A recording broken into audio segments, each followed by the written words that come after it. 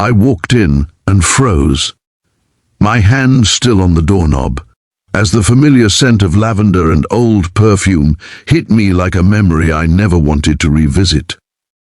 There she was, my ex's mother, sitting on my couch, her shoulders slumped, eyes red and puffy.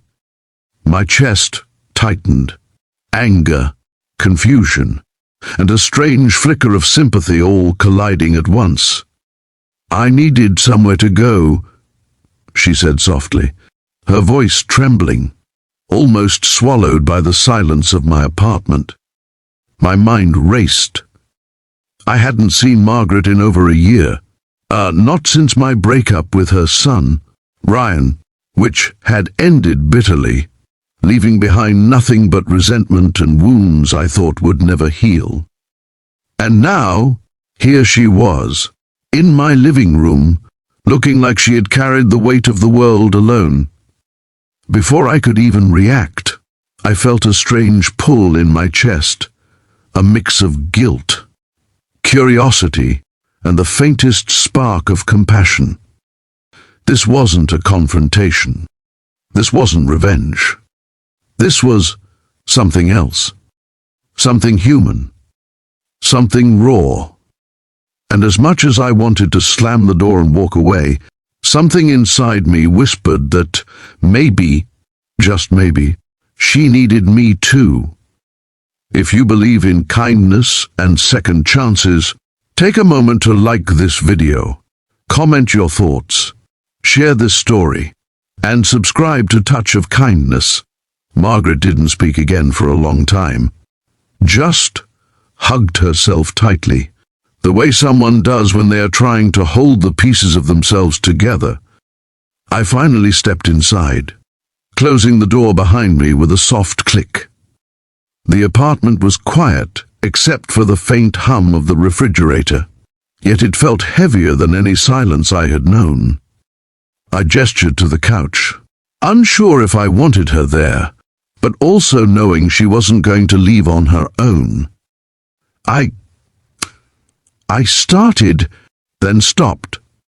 How do you even begin when someone from a chapter you thought was closed walks back into your life? Broken? What happened? I finally asked, my voice softer than I expected. Margaret exhaled shakily, and for the first time, I noticed the tremor in her hands, the way her eyes darted to the floor and then back up at me. "Ryan," she began, pausing. He's gone. He's in the hospital. It's bad." My stomach sank. Ryan had always been reckless, but I never imagined the kind of disaster that would land him in serious trouble. But that wasn't why she was here. Not really. She looked at me, searching, like she was trying to read if I could be her anchor in a storm she had no one else to lean on. "I have nowhere else to go," she whispered. And just like that, the floodgates of emotion opened, not just for her, but for me too. I remembered all the times I had blamed Ryan for everything, all the anger I had stored up, and suddenly it seemed small, childish, and inconsequential. Here was someone who had nothing to do with the mistakes of my ex, and yet she bore the burden of them anyway. Margaret stayed for days, and those first few hours were awkward and heavy. She tried to apologize for imposing, but I could see the relief in her eyes when I offered her a blanket and a cup of tea. That night, I couldn't sleep. I kept thinking about her, about Ryan, about how life had a way of turning people upside down and forcing them into situations they never expected. I realized then that kindness wasn't just about grand gestures. Sometimes it was about letting someone sit on your couch when they had nowhere else to be, listening when they had no one to speak to. Over the next few days, Margaret began to open up.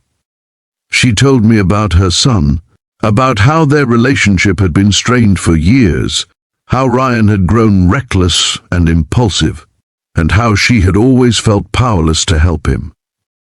She spoke of nights spent worrying, of tears shed quietly in empty rooms, and of the loneliness that had crept in after I left Ryan's life. I listened, mostly in silence, letting her voice fill the apartment, letting her pain and grief and love for her son sink into me. And slowly, something shifted. I started cooking for her. Simple meals at first. Spaghetti, scrambled eggs, toast. She would sit across from me, sometimes saying nothing, sometimes laughing quietly at a story I told from work. The air between us changed, from tense and uncertain to something warmer, something resembling companionship, but without the weight of expectations or judgment. I found myself wanting to protect her, to ease her burden in any way I could, even if all I could do was provide a roof and a warm cup of tea. One afternoon, as sunlight poured through the living room windows, Margaret told me something that broke my heart a little. "I never wanted to come between you and Ryan," she said. I didn't know where else to go. After my divorce, after he left me, I thought I'd be alone forever." Her voice cracked, and I realized that here was a woman who had spent her life caring for others, sacrificing, giving, and yet had nobody to catch her when she fell. She had been strong for so long, but strength isn't invincible. Sometimes it bends. Sometimes it breaks. We started going for walks together. The neighborhood park, the tree-lined streets where sunlight danced on the pavement, and even small trips to the grocery store. Margaret would occasionally tell me stories from her past, about the dreams she had shelved for her family, the moments she had laughed until her stomach hurt, the mistakes she had made, and the lessons she had learned.